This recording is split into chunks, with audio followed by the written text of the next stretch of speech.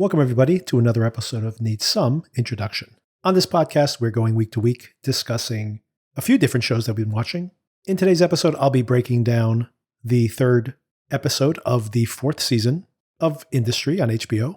Of course, we continue to watch The Night Manager, the most recent episode currently available, so make sure you catch up on it if you have been watching that show, or if you're behind on it. This is the fifth episode that we'll be discussing on Wednesday in my conversation with Sona, and just 1 week away from the finale of this mini season. And also we continue to cover the Pitt, so expect that conversation later this week. And also somewhere along the way, either in a separate episode or in one of those, Darren, who's on vacation and can't join me for this conversation right now, will be returning and we'll be having a conversation about the Park Chan-wook film No Other Choice, which unfortunately got no Oscar nominations. And I was predicting a really strong run for this film if it had landed a bunch of nominations, but yet again, Park Chan-wook ignored by the Academy Awards. But a really great film, so do check it out. And if you have, then we'll be having that conversation. It's going to be a spoiler-filled conversation later this week. Before we get into the Industry breakdown, I did want to make a recommendation. Also, of course, on Sunday nights, right after Industry, if you've been watching it, this new Game of Thrones adjacent series, The Night of Seven Kingdoms, A Night of the Seven Kingdoms, which I've already been praising in the previous episode.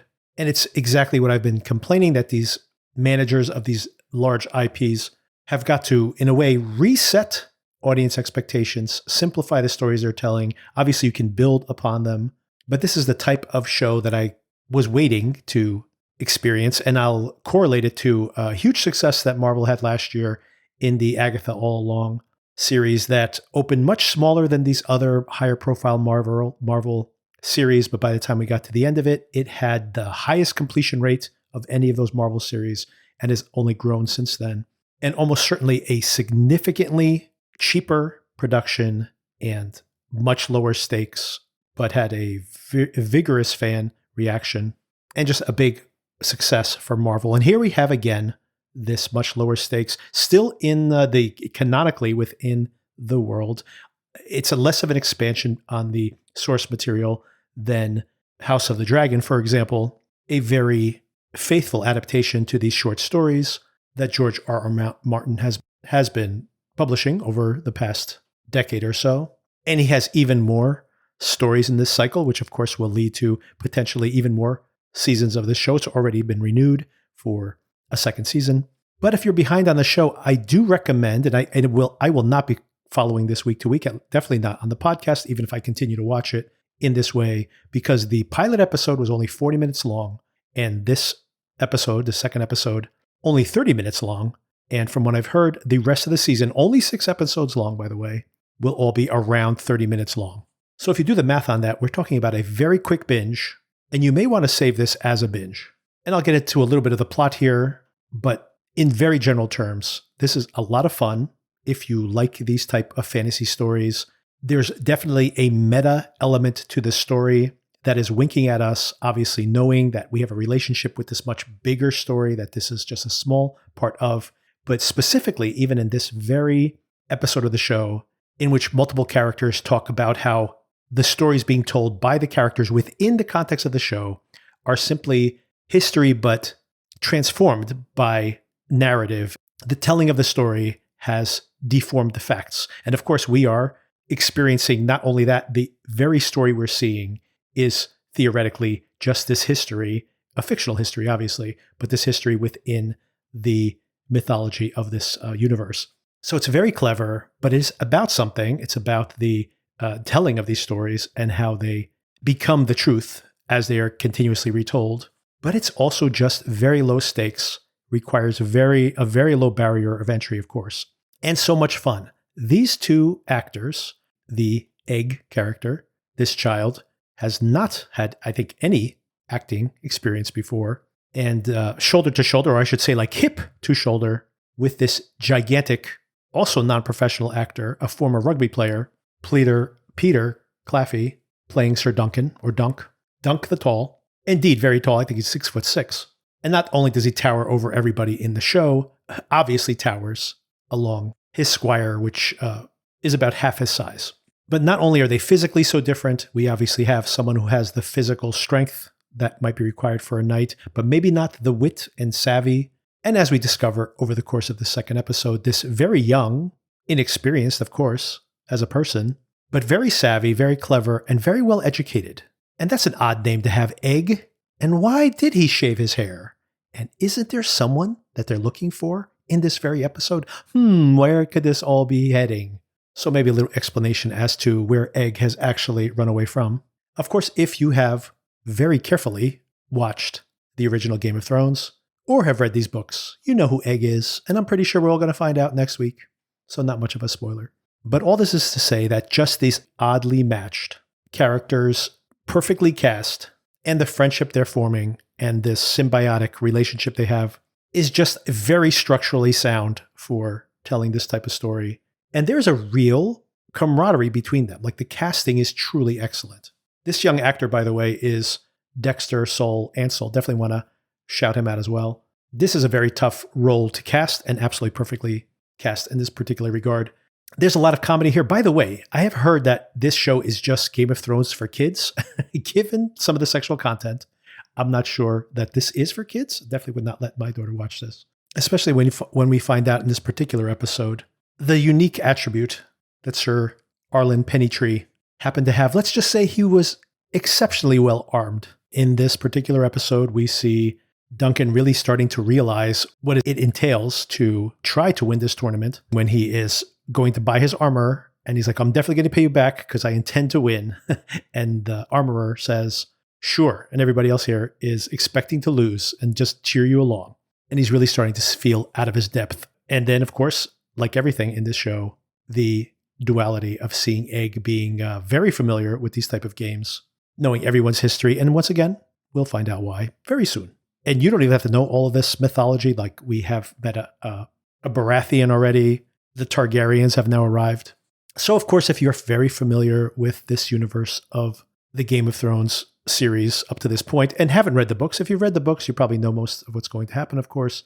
But even if you have not, a lot of familiar faces and just in the background, just this discovery of what has happened in the meantime. The Targaryens are still in power, but without their dragons, they're a little more commonplace, not as powerful as they once were.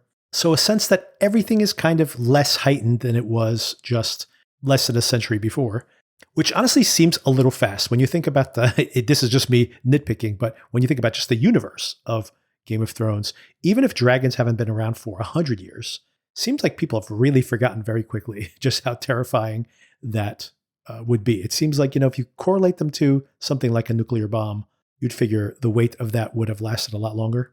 But with that minor nitpick aside, in general, this has been really pleasant couple of episodes. You don't make your head hurt having to look at a family tree or something to figure out what's going on. It gives you a little bit of homework to do if you want to say like, oh, I wonder what was happening with that family in the meantime. Although I'm sure any additional context you need to have will be additionally fleshed out. But primarily just this odd couple buddy series between these two very different people trying to find their way. And right away, like I said, very structurally sound. They're on a journey where they complete each other to a large extent. And they have a lot to teach each other. And just even in just these two episodes, there's obviously some very slapstick comedy. A lot of this giant guy smashing his head into everything he runs into. Those door frames are not expecting someone as tall as he is. But just these magical moments, I think back just on episode 1 where they are sleeping under a tree, how Dunk feels like he is, again, a hedge knight, a knight that sleeps out without a roof over his head. And they see a shooting star. And Egg tells him it's considered good luck to see a shooting star. So all those knights who are sleeping in tents missed that sight of that shooting star. And of course, the luck that comes with it. And Dunk at first laughs it off, but then he does appreciate it. And the show's already full of these very gentle moments. And I think everybody watching the show is cheering for this gentle giant. And apparently a lot of people are watching this show. It got off to a very strong start in the ratings. About 90% of the audience for House of the Dragon. And like I mentioned before, if the ratings stay in that ballpark, this show is significantly less expensive than doing a House of the Dragon. And there are many short stories that have already been published and more to come. And these stories can get more complex and more ambitious. The production values will certainly climb over the years, but for now, a low stake and charming introduction to these characters. And I'm definitely on board with this. Again, if you're watching it, I'd say feel free to check in, but I think this is going to be something much more satisfying to probably binge in one go or maybe check in a couple of times over the season. And that's probably what I'll be doing here, covering it here on the podcast. All right, let's transition over to industry. This third episode of the season, directed by Michelle Saville, not directed by Mickey Down and Conrad Kay, who wrote and directed the first 2 episodes of the show, here in the third episode with one of the staff directors and Joseph Carlton as the single credited writer on the show. So someone from the writing staff, and definitely a different feel in this particular episode. As Darren pointed out in the first couple episodes, a lot of very slow zoom-ins, borrowing music from Stanley Kubrick films, obviously invoking or trying to invoke Kubrick's aesthetic. And this third episode is called Habseligkeiten. Sorry about my pronunciation. My German is terrible. We actually do see, of course, very importantly, a German character here who has a very interesting German cultural artifact. As the episode begins, this is a very technical episode, by the way. So another thing, apologies for a few things here, by the way. Apologies for me not being a Game of Thrones expert. And there are definitely podcasts out there where you can get that deeper analysis. Part of the reason I'm not going to do a week-to-week breakdown on a show where I'm severely underqualified. I just want to announce to people who maybe are a little off on that in general.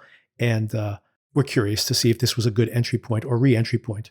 I would say, even if you're not a House of Dragon fan, you may very well may want to jump back in with this particular series.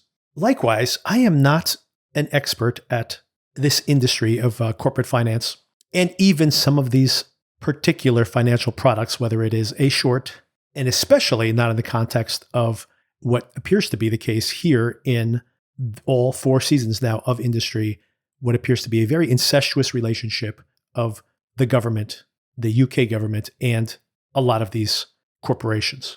Basically, these political relationships seem to have a much bigger influence on the success of these companies versus here in the United States, where in so many ways, rather than the government propping up these companies and sometimes covering up for them in this show industry, we have a inverted pyramid in some ways, where here we have companies that are so enormously wealthy and basically utilities within the economy that they are above the law in so many ways. And policy it goes the other way around. Either policy is written and excludes them, or they simply make the policy that we all live with. So there's a very particular context here in this episode of industry. So I am just trying, as a layperson, mostly a layperson here, although very curious about this shadowy world of massive amounts of money that move around and have the power to not only change our lives and create huge amounts of wealth, but take political figures and whole nations down sometimes. So it's incredibly high stakes.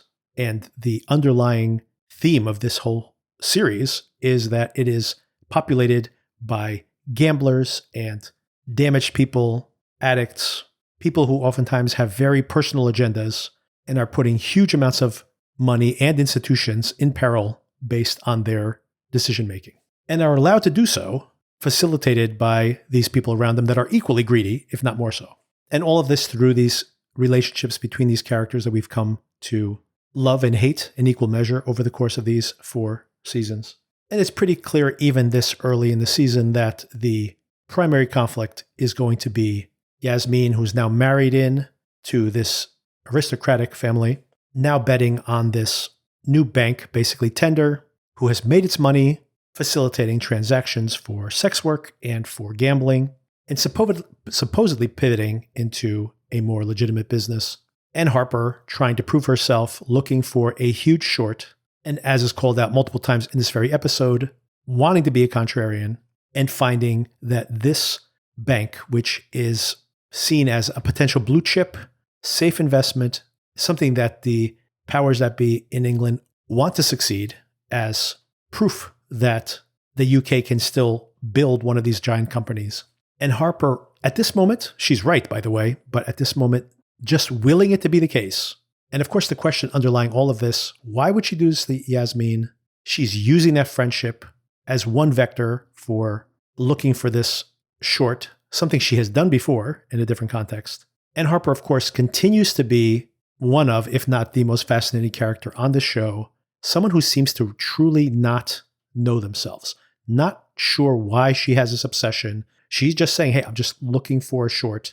It's not personal, when in reality, the opportunity presented itself to you. You're only looking in that direction because of this friendship you have. And your goal is not to make money on the positive side of that bet, but on the negative side of that bet, and willing it to be true if it's not already the case. And what would drive someone in such a negative way? So as the episode kicks off at the very beginning, very fast talking, this is classic industry in this particular moment. Eric is trying to find investors. Harper is talking to this journalist again, trying to milk him for additional details on this potential misrepresentation of Tender's business practices. And he's just like, look, I'm not going to give you anything. You're not giving me anything I don't already know, but leaves a couple of breadcrumbs for her, I should say, and kicks off a investigation in this particular episode that may very well be the first cracks in this wall. Meanwhile, Yasmin and Henry have rekindled things, of course, and she's getting very frisky in the office. And he's like, I have to be more professional here, when they're interrupted by Haley, which of course foreshadows things to come.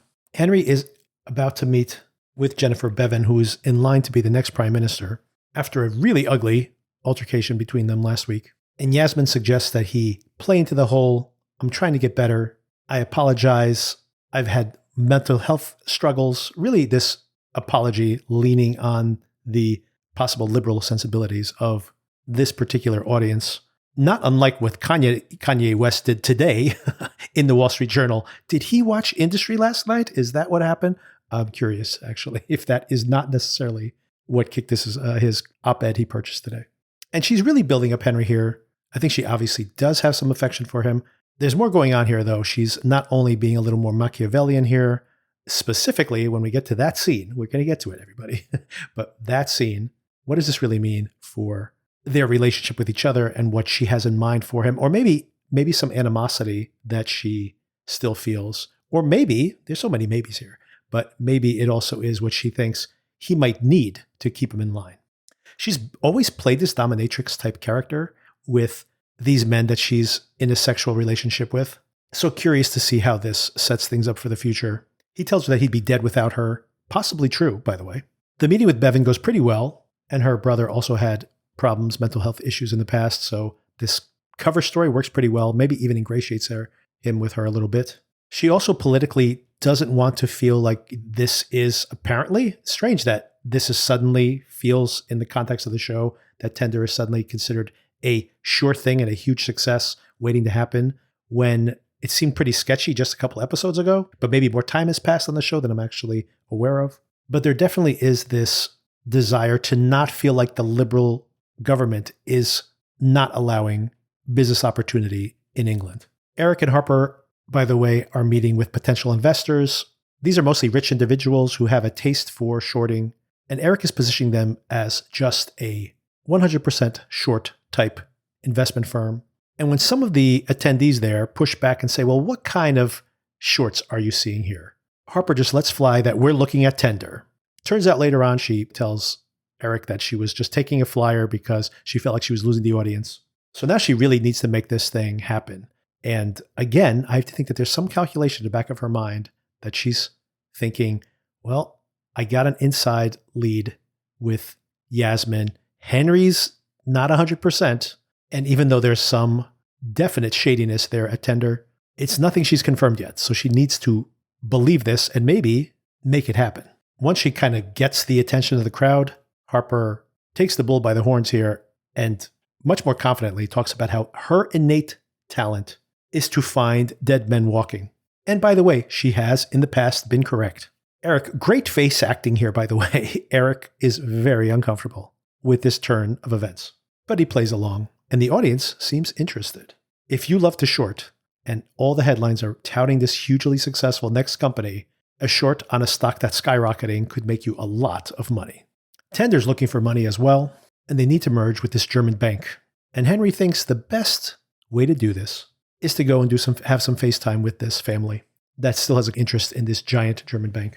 We jump back again to Eric and Harper. Eric has a really for anybody who follows this type of thing, Eric has a really interesting analog and something very telling about the economic world these people live in.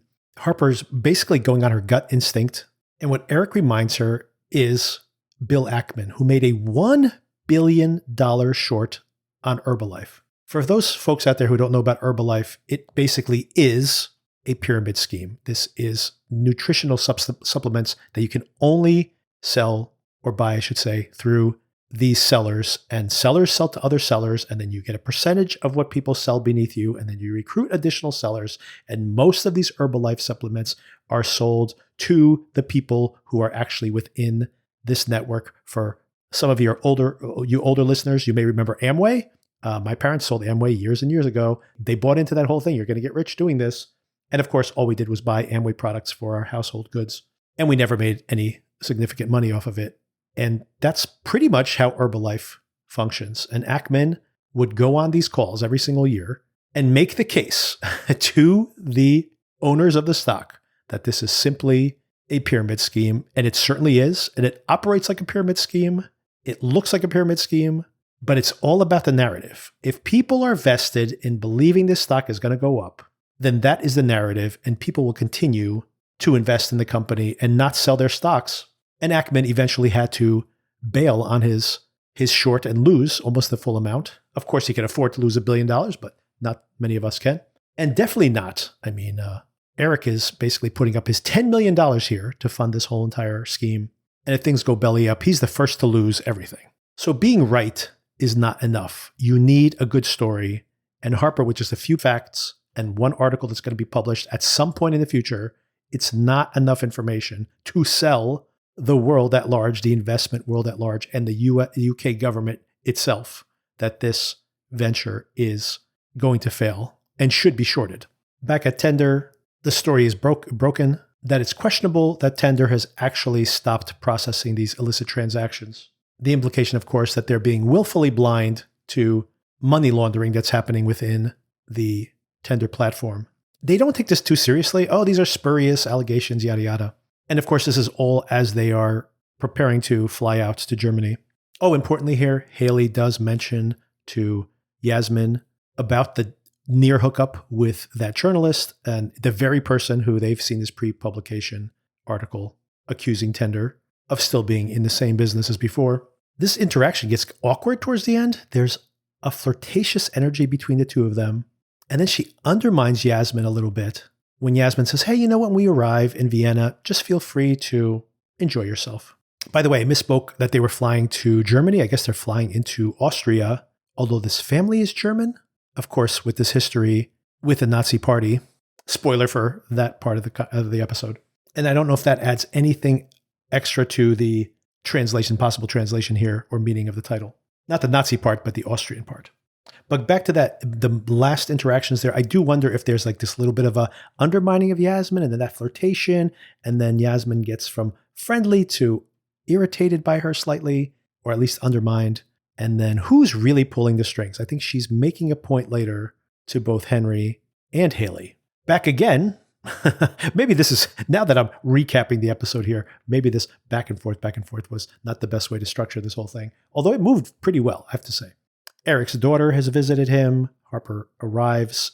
Some pretty awkward interactions. He seems to give her some money and tell your mom you had a good time. And she's like, I did. I guess she did. The dynamic here developing between Eric and Harper is very interesting because he now repeatedly, or I should say Harper repeatedly, has mentioned that she's uncomfortable with them being in this hotel that it's like a large hotel room that they've rented out, I think. And they're using it as their meeting room and their working room. And Eric is sleeping there also. I think that's what's happening. Not ideal, of course. They probably can't afford to rent multiple locations.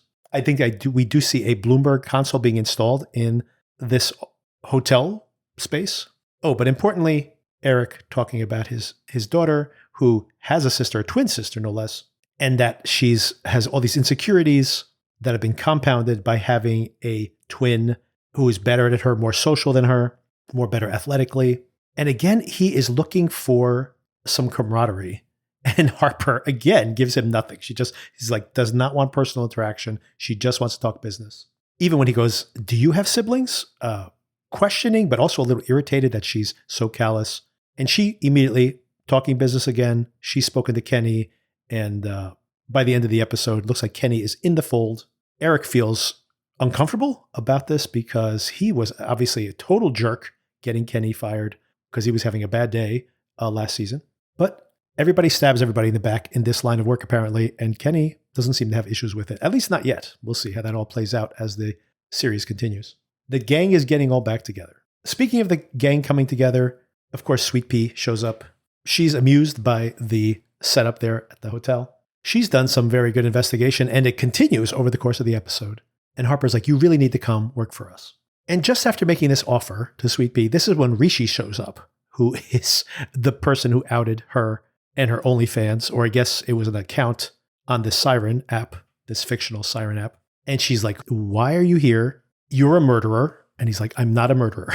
He's a lot of things, but we know this actually. He's not a murderer.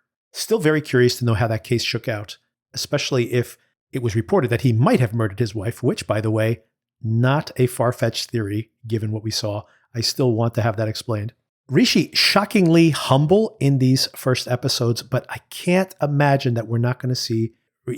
I wouldn't be surprised at all if I'm going to theorize at this early in the season that it might look like this short is going to come together and Rishi is going to fall off the wagon, go back to his hardcore gambling ways, not only with the drug taking, but with some of the terrible decision making he made. But at this moment, so much the opposite of what we've seen from him in the past. But maybe he's truly reformed. Maybe with a baby daughter still out there and needing to rehabilitate himself to reunite with her, he may be trying to rebuild his life. Still not beyond stealing people's emails and breaking into their phones, though. Sweet Pea has an ultimatum for Harper that she needs to abandon Rishi or they'll never speak again. I have a feeling that Harper is going to try to play. She needs both of these assets. I have a feeling that this is going to be contentious at some point in the future. Whitney and Haley and Henry and Yasmin all arrive in Austria. They meet Ferdinand, who still appears to live with his mother, Johanna, who's very young looking, by the way, giving the age of her son. Johanna's a princess, so it speaks to once again, these very strange European relationships between the state and this formal royalty and their still ownership of some of these banks. Of course, they're mostly figurehead, as he points out that this is now a capitalist economy. And this is all just a formality because, hey, if you can buy the company, if you can buy the stock, this is all just presentational to come and make this a meeting. But of course, they want it to go as smoothly as possible. Ferdinand has no love for the new neoliberal structure of modern Europe and turns out to have an affinity for fascism. That's when things were running better. By the way, a lot of people in Europe do feel like that now, and you see it in these disturbing results of these elections every single cycle. Johanna shows Yasmin to her favorite room, the room where she put Yasmin and Henry.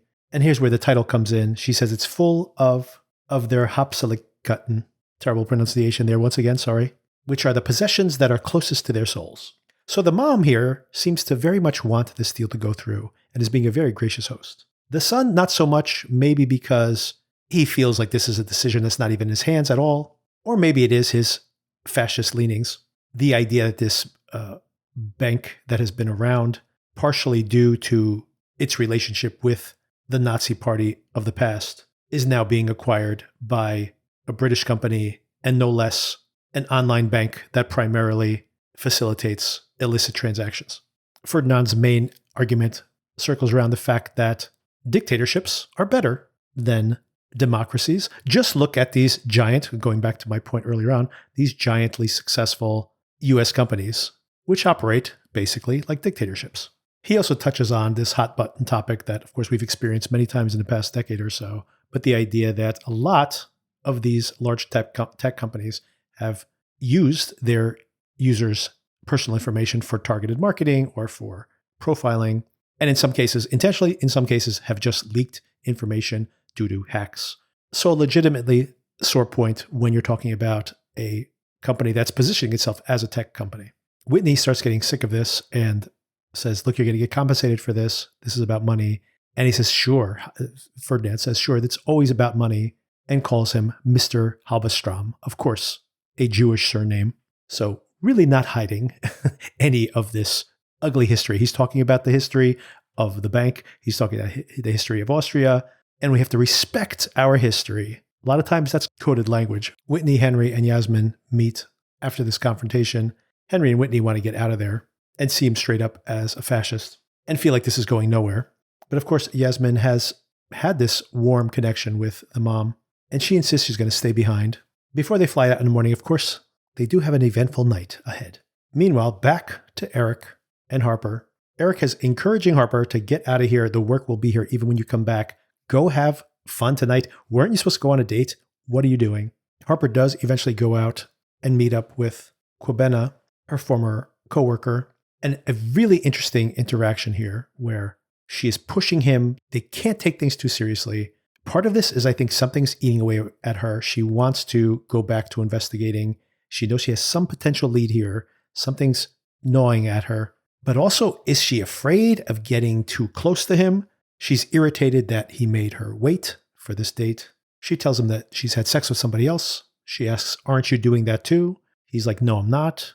She seems offended, jealous, odd about this. Then she softens up. What is happening here? She's like, but you do like me, right? And he's like, of course I do, although you make it really hard. And he just flippantly, but I don't think insultingly, says, hey, try separating church and state every once in a while. It's easy. And she, great performance here, by the way, just the way her face changes from, she just smiled and been like, hey, be on time next time. She'd kind of forgiven the rough start to this conversation, this date, which lasts like 2 minutes. And she's like, I'm getting out of here. And I was going to offer you a job. And she like scoffs at this. And he's like, really? He's excited there for a moment. Oh, wait, a job? But that's it. She says, maybe this relationship was better via email. And as she walks out the door, storms out of the restaurant. He has a hilarious line of dialogue. What prompted this enormous sense of humor failure? I love that, the idea of a sense of humor failure, which Harper does indeed have maybe no sense of humor. I'm trying to imagine the last time that she was having fun without an agenda. And I do remember at the beginning of season 3, I believe it was, when they're all living in that house that Rob has purchased that has all this repairs need to be done. And seeing her arrive after work, after the intensity of seeing her on the trading floor, Freudian slip there, calling it betting, that she did seem to just walk in and casually drop her jacket or keys. And even then, by the end of that season, the interactions in that house became much more calculated. And there's that really ugly interaction she had with Yasmin, of course. And it really did feel like they were no longer those young green traders that could, and this is specifically for Harper, of course, that she could separate those two aspects of her life, the out-of-work version of herself and the at-work version of herself. So, of course, he has hit a raw nerve. Eric literally telling her almost identically the same thing just before she left the office. When she arrives back, Eric's in his robe. I thought you were going on a date tonight. And this begins a really interesting scene because both of these characters, first of all, the show is just really on the mark whenever we have Eric and Harper together. And she is correct in most of her analysis here, but so is he. First of all, very interesting, we're seeing him in this robe. It's this she's explicitly saying in this moment that this is like an untenable situation. She accuses him of cosplaying not only his familial relationship with his daughter and trying to create some kind of familial connection with Harper, asking her for advice on buying presents for his daughter, that is. But also just the layout of this whole thing, this shared space, this office, is this all a joke to him? Is this just him fighting against his retirement? She wants him to know that this is consequential to her. And then he accuses her of being triggered, and she gets very outraged by this. First of all, doesn't even buy into this phraseology, of course, more popular with her generation than his. So again, she feels like he is trying to play act some role. But he is correct that she is triggered, obviously. We discover here, I think for the very first time, that she's a twin. So of course being triggered by seeing this twin, and in Eric's own estimation, the twin that feels like the lesser than, the one that was not the favorite child. Now, as far as I know, we only know about Harper's brother, who she thought was dead. Part of the reason that she did not complete her degree. Eventually she tracked him down in Berlin. He had been an athlete, ran away from, basically fear of success, or at least expectations of success. and her mother, who seemed to be very domineering from the little bit we know, and we've heard this voicemail. We know she does not want to have communication with her, and presumptively a very domineering figure in her life. So he is absolutely correct. She's hiding this from him, does not want to talk about her personal life. It's just business, does not want to have the discomfort of the personal intervening. I think an extension of what happened in the previous scene where she doesn't know, is she just interested in this colleague as just someone to have as an F buddy? Or is she starting to have feelings for him? And honestly, not knowing what she wanted that conversation to be, but knowing that it was not that. She does go off a little bit on this whole concept of being triggered and how this definition that we need to embrace our trauma because it makes us stronger, it makes us, we rise above. And in a way, maybe more than she intended to, confesses her own limitations here, that she is so focused on work to run away from this because she says trauma does not make you stronger. Trauma is your trauma. It messes you up. But she's not trying to use work to deal with her trauma. She wants to be right and she wants to be good at what she does. And all those things are true. And yet it's obvious that she uses her work as a way to avoid dealing with the rest of her life. And she even says, this is life and death to me. Eric does say, you sound a little triggered there, like an understatement there at the end. Very funny. But most importantly, even though he's been sitting around in his robe and in her eyes, just lounging around, telling her to take some time off and him doing the same, he's actually been going through these boxes and boxes of transactions and has noticed something interesting. Harper earlier in the episode had tried to call all these different helplines and always got redirected to the same call center and was just on hold and no one was answering. But it turns out that not only is there a call center to this Dublin call center, but more importantly, he's noticed every once in a while, there is a care of with an actual physical address. And this, of course, turns into a big clue that is the next stepping stone in this investigation of Tender. But of course we discover that Harper is a twin, left unexplored at this moment, but certainly part of the trigger, this very episode, seeing this daughter trying to build this relationship with this absentee father who's overinvested in his work. And maybe all of this has echoes to the way she grew up. Okay, back to our friends in Austria. And we've arrived at that scene, everybody. Yasmin invites Haley into the marital suite. Henry walks out in just a towel. Kit Harington, by the way, has been doing all of his push-ups and kept the beard, by the way. Is he still waiting, still hoping that that promised Jon Snow sequel series gets made? He's not far off from being ready for it. I guess he'll just bide his time on industry until that day comes. And Yasmin has apparently picked up on some sexual tension, not only reading that Haley has something for her husband, but that he's been looking at Haley too, which leads to the sex scene between them where she instructs them to basically perform for her. And again, this is where industry is most interesting for me. If this was just shock value, it would be soap opera at some point. But there is some psychology. These characters are deeper, more interestingly written, I should say. And it does make me wonder, what is the psychology here of Yasmin with this troubled relationship with her father in the past and feeling like she was always seen as just a pretty face, just a figurehead for the family, just somebody to snap a photo of and put in the tabloids. But she has a real power and she's also trying to prove something. And it's interesting to see, talking about parallels here, we see this paralleling, or I should say this pairing of Eric trying to establish more of a paternal figure, needing to be more of a paternal figure, wanting to focus on work, but yet still having that aspect of himself has not worked successfully with his family, but maybe trying to instill that in Harper. And of course, as we mentioned before, Darren and I in a previous conversation, that also they felt like they were others coming into this banking industry, which was mostly white and male, especially when Eric was younger and always being the other person in the room and having something to prove and seeing that in Harper, that there's that drive there as well. So we see them and their dynamic. And with Yasmin and Harper as well, we see that there's this parallel dynamic in wanting to prove themselves, coming from very, very different social backgrounds, but this trauma within their family unit and needing to define themselves and prove themselves. So the psychology of this sexual presentation is interesting because, of course, she's the audience for this performance, which gives her this power. But then at times you look at her face and you do wonder how much of this is she truly enjoying, how much of it is a kind of performance. And in a way, is it a way for her to not only present some power in this situation where she's been relatively powerless and any authority has been questioned multiple times in this very episode, once by Haley, but also when she's in the room and the question is like, why is she here, right? And Henry has her back, but she still feels like I'm just the other person in a room. So it's a way where she can, behind closed doors at least, have this power. But I also think there's an element of this where she is maybe giving Henry what he needs. By the end of the episode, of course, he asks, who have I married? Once they've finished, we have one of the most shocking scenes in history of industry. The slurp heard around the world, or at least in the fandom of this show. Maybe the less said, the better on this, but the mind reels in this moment. And the inference here as well. Oh, and then when she burps up later on after breakfast, oh my. Not sure I want to smell her breath this morning. But raw oysters for breakfast? Not sure that would be my choice.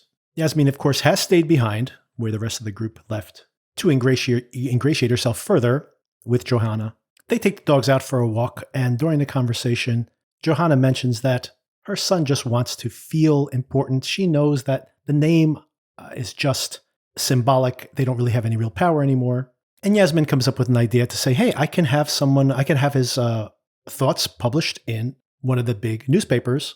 She has some pull. And Johanna thinks that's great. It'll make him feel good and it'll help smooth this whole relationship. So a successful final step in this negotiation. And before she leaves back to London, she goes for a walk around the palace and notices a painting by Adolf Hitler. So any idea that this family has a history with the Nazi Party clearly represented here. In parallel, Charlie Heaton's fintech reporter has had most of his story redacted. Of course, the pre-publication went to tender. We saw them reading it the day before. The chief editor, is wary of being too aggressive in these accusations without an actual insider. He decides to print it anyway. At least it's a start. He apparently does have an insider, someone who's not willing to go on the record yet.